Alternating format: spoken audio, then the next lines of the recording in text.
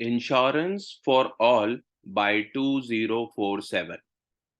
IRDAI हर वो मुमकिन कोशिश कर रहा है कि इंडिया के हर एक पर्सन के पास 2047 तक इंश्योरेंस के कवरेज की अम्ब्रेला हो।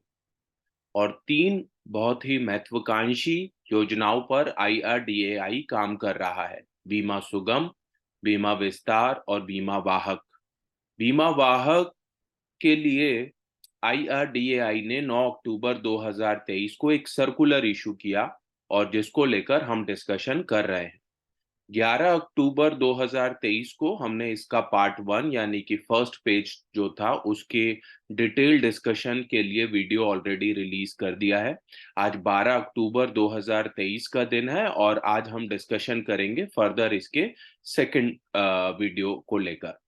सो डेफिनेशन की अगर बात करें तो in this guidelines unless the context requires otherwise, तो बीमा वाहक मींस, अब बीमा वाहक का मतलब हम यहाँ पर समझते हैं an individual hereinafter refers to as individual बीमा वाहक, यानी बीमा वाहक ये जो पर्सन होगा ये एक इंडिविजुअल पर्सन होगा।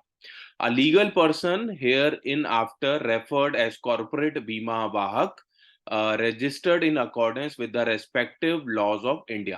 तो वो जो बीमा वाहक होगा जिसको रेफर्ड किया जाएगा कॉर्पोरेट बीमा वाहक, वो एक legal person respective laws of India के अकॉर्डिंगली होगा। Engage for providing the services under these guidelines, तो जो बीमा वाहक होगा वो इस तरीके की जो सर्विसेज हैं, जो मेंशन्ड सर्विसेज हैं, वो प्रोवाइड करेगा अपने क्लाइंट्स को। तो insurers may for the purpose of solicitation of insurance business and to facilitate policy and claims servicing, तो इंश्योरेंस कंपनीज बीमा वाहक को अपॉइंट कर सकती है बिजनेस प्रोक्योर करने के लिए, बिजनेस को लॉग इन कराने के लिए, बिजनेस की सर्विसिंग के लिए। Engage the services of a corporate बीमा वाहक, यहाँ पर कॉर्पोरेट बीमा वाहक की जो सर्विसेज हैं वो ली जा सकती हैं। डायरेक्टली अपॉइंट इंडिविजुअल बीमा वाहक, तो ये जो बीमा वाहक हैं ये डायरेक्टली जो है वो इंश्योरेंस जो है वो अपॉइंट कर सकते हैं, यानी इंश्योरेंस कंपनीज अपॉइंट कर सकती हैं। The insurer shall be responsible for all the actions and the conduct of बीमा वाहक एंगेज्ड बाय देम, तो बीमा वाहक जहां पर भी अपॉइंट होंगे उसके लिए इंश्योरेंस कंपनी ही लायबल होगी। द कॉर्पोरेट बीमा वाहक शेल, अब यहाँ पर कॉर्पोरेट बीमा वाहक के बारे में बताया गया है, अपॉइंट इंडिविजुअल्स एज बीमा वाहक as per the terms and conditions of the agreement with the insurer and shall be responsible for all their actions and the conduct। तो जो यहाँ पर कॉर्पोरेट बीमा वाहक या बीमा वाहक जो भी अपॉइंट किया जाएगा, वो पूरी तरीके से उसकी जो रिस्पॉन्सिबिलिटी होगी अपने एक्शंस के लिए, उसके लिए इंश्योरेंस कंपनी ही लायबल होगी। Solicit insurance products, facilitate policy and claims servicing only through its appointed बीमा वाहक। तो यहाँ पर इंश्योरेंस कंपनी को ये डायरेक्शन दी गई है कि जो भी आप इन एरिया में इस जो ग्राम पंचायत और जिला पंचायत जहाँ पर की महिलाओं की भागीदारी को आगे बढ़ाया जा रहा है, उसमें जो भी पूरा प्रोसेसिंग होगी बिजनेस प्रोक्योर करने से लेकर सर्विसिंग तक की, वो पूरी जो जिम्मेदारी होगी वो बीमा वाहक की होगी और बीमा वाहक के किसी भी एक्शन के लिए इंश्योरेंस कंपनी ही लायबल होगी। देन हम बात करते हैं बीमा वाहक शेल सेल्फ एंड सर्विस बीमा विस्तार and such other insurance products specified by the authority.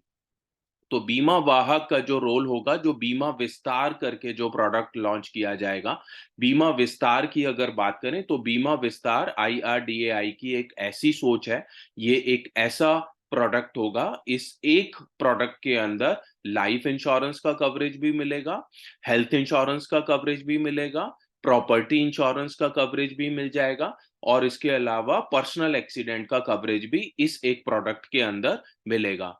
इस एक प्रोडक्ट को लॉन्च करने के पीछे IRDAI की सोच ये है कि हमारे जो क्लाइंट्स हैं उनको पॉलिसी बाय करने के लिए एक ही कंपनी को अप्रोच करना पड़े। ऐसा ना हो कि उनको लाइफ इंश्योरेंस के लिए अलग से लाइफ इंश्योरेंस कंपनी को अप्रोच करना पड़े, प्रॉपर्टी या पीए पॉलिसी के लिए जनरल इंश्योरेंस कंपनी को अप्रोच करना पड़े, और हेल्थ पॉलिसी के लिए और एक हेल्थ इंश्योरेंस कंपनी को अप्रोच करना पड़े। तो इसमें सोच ये है कि क्लाइंट को एक ही जगह से ये सारे कवरेजेस के साथ पॉलिसी मिल जाए, और एक ही जगह पर क्लाइंट को प्रीमियम पे करना पड़े, और क्लेम के समय पर भी क्लाइंट को अलग-अलग कंपनीज को अप्रोच ना करना पड़े। तो ये बीमा विस्तार जो सोच है बीमा विस्तार के पीछे, ये सोच है IRDAI की। Sell and service only using handheld electronic communication devices that are directly integrated to the electronic platforms of the insurers. तो बीमा वाहक जो हैं वो डिजिटल प्लेटफॉर्म्स के ऊपर काम करेंगे, और ये जो डिजिटल प्लेटफॉर्म्स है ये पूरी तरीके से लिंक्ड होंगे इंश्योरेंस कंपनीज के साथ। Not be allowed to collect any fees or charges from the policy holders or prospective policy holder other than the insurance premium.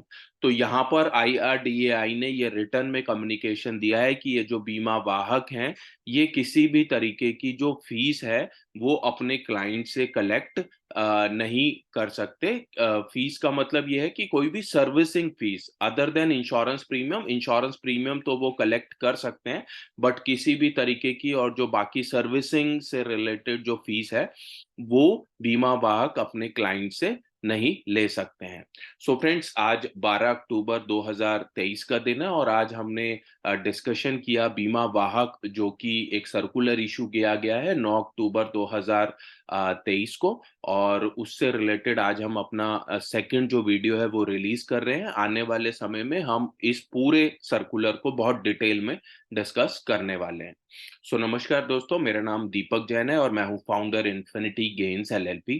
So friends, अगर आपको भी ऐसा लगता है कि आप अपना करियर बनाना चाहते हैं इंश्योरेंस सेक्टर में, आप काम करना चाहते हैं लाइफ इंश्योरेंस सेक्टर के अंदर, जनरल इंश्योरेंस सेक्टर के अंदर, या हेल्थ इंश्योरेंस सेक्टर में, क्योंकि इंडिया एक ग्रोइंग कंट्री है, इंडिया एक जहां पर अभी ह्यूज पॉसिबिलिटीज हैं इंश्योरेंस सेक्टर के अंदर, ह्यूज अपॉर्चुनिटीज हैं।